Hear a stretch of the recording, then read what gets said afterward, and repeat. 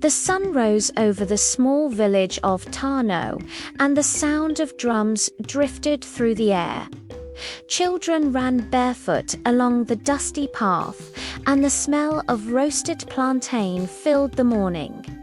But today, the river was quiet, too quiet. Even the birds refused to sing near it. Kojo, a 12-year-old boy with curious eyes, stood on the riverbank. He loved the river. He played his drum by it every day, letting the sound echo across the water. But this morning, the river looked darker.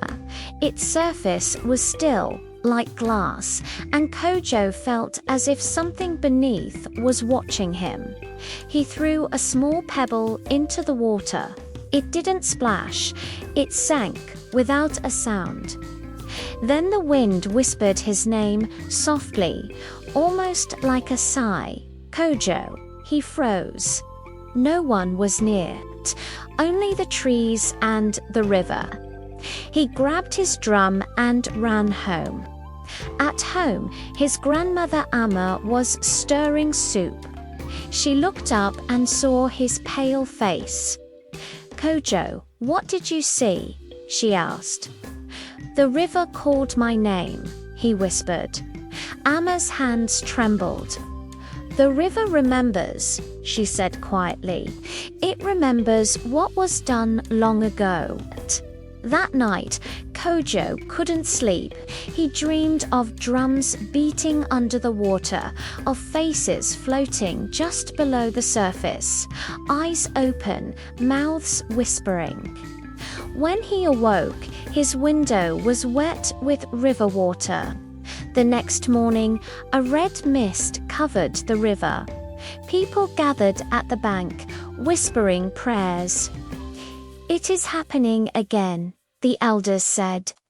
"The river of memory has turned red," Kojo's best friend. Afia tugged his arm. "Let's go closer." "No," Kojo said. "Grandma said it's dangerous," but Afia grinned. "You're scared." Before he could stop her, she stepped toward the edge, and the ground gave way. Afia screamed as she slipped into the red water. Kojo shouted and reached for her hand, but she vanished beneath the surface. Kojo ran to the elders, crying. The river took her. The men searched, but Afia did not come back. That night, the drums in the village stopped. No one dared to play. Kojo sat outside his hut, staring at the dark sky. "If the river remembers," he whispered, "then I must make it forget." He took his drum and walked toward the sound of the flowing water. As he neared the river, the air grew cold. He began to play softly, one slow beat after another. The river rippled. Then, in the middle of the water, something rose. A glowing figure made of mist and light. It had Afia's face, but her eyes were hollow. "Kojo," she said. "The river holds me. The river holds them all." "Who?" Kojo asked. "The forgotten ones. The ones wronged by Tano long ago." Before Kojo could speak, a wave crashed and the figure vanished. He ran home, heart pounding. The next day, Kojo told Amma what he saw. She sat quietly, her eyes heavy with memories. "Our ancestors made a promise to the river," she said, "but they broke it. They took gold from the sacred waters and hid it. The river was cursed. Every year it remembers and takes one soul." Kojo clenched his fists. "Then I'll find the gold and give it back." Ama shook her head. "You are just a boy." "But I have the drum," he said. "And the river listens to my drum." That night, Kojo met Afia's brother Ya near the big tree. Ya had a lantern and a stick. "If you're going, I'm coming," Ya said. Together, they walked into the forest, following the sound of water. Strange eyes watched them from the shadows, glowing shapes, whispering voices. The deeper they went, the louder the river grew, until it sounded like drums beating from under the earth. They reached a hidden stream glowing faintly blue. "This is it," Kojo said. "The heart of the river," Ya shivered. "It's singing." Indeed, the water sang soft, sad music like the hum of spirits. Kojo placed his drum on the ground and began to play it. The song of the river matched his rhythm. The ground shook, and an old voice rose from the water. "You seek what was stolen," the voice said. "But truth costs memory." "Then take mine," Kojo said bravely. "Just bring back my friend." The river laughed, deep and echoing. "Brave child. But memories are heavier than gold."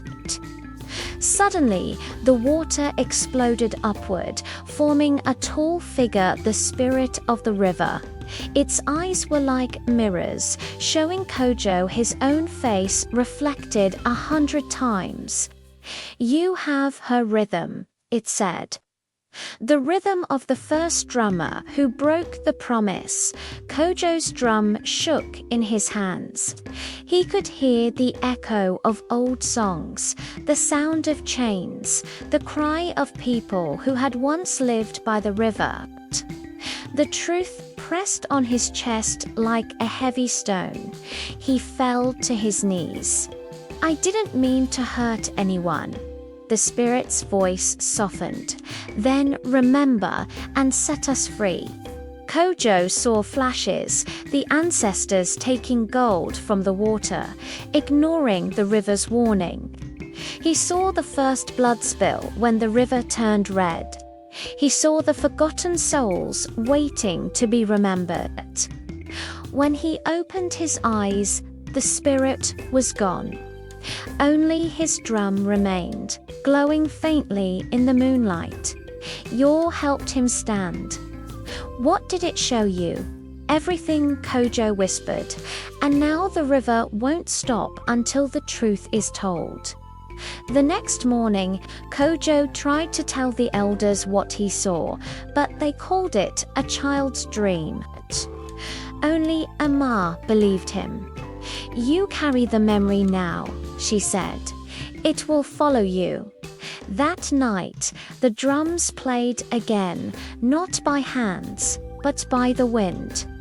The villagers woke to the sound of invisible drums echoing through Tano. Kojo knew what it meant. The river had started to remember louder.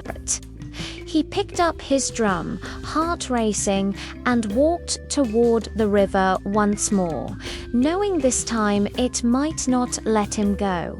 This story continues, so if you want to know what happens next in Kojo's journey to appease the river, make sure to hit that like button and subscribe to the channel. Thanks for watching, and we'll see you in the next part of The River That Remembers.